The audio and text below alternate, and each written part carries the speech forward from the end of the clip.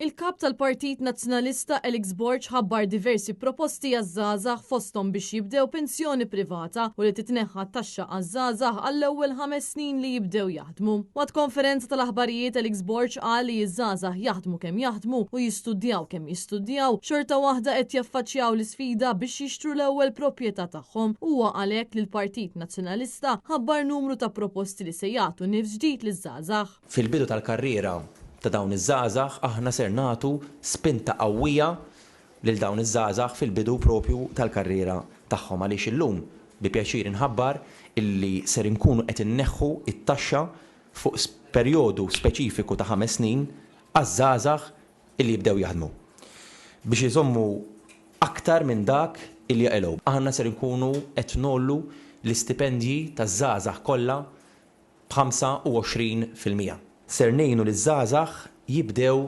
il-pensjoni privata tagħhom minn kmieni biex jibnu s-sigurtà finanzjarja tagħhom għall-futur. Ser ninvestu wkoll ħafna fuq is-servizzi tas-saħħa mentali ġew pajjiżna.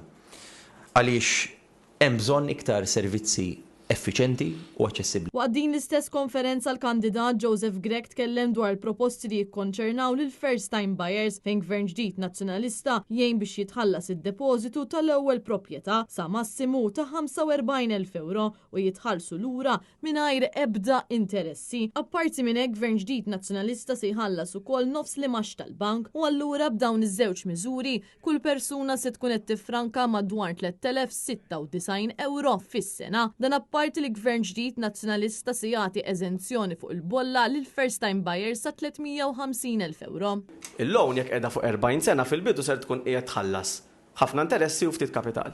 Aktar kemm jgħaddi żmien, aktar ħatħallas kapital u inqas interessi għax il-kapital naturalment ikun qiegħed jonqos. U allura fl-ewwel 10 snin li aħna qed ngħidu huwa l-iktar perjodu fejn inti qiegħed tħallas interessi, il-gvern hemmhekk ser ikun qiegħed iħallsek lura nofs dawk l-interessi illi inti tkun ħallas terġa' tirċivihom lura fil-kont tiegħek. Il-kandidata Bernice Bonello sostniet li gvern ġdid nazzjonalista jolli l-istipendji b'25% sabiex l-istudenti ma jkollhomx għalfejn jaħdmu ċertu ammont ta' sigħat biex ikunu jistgħu ilaħqu mal-ħajja.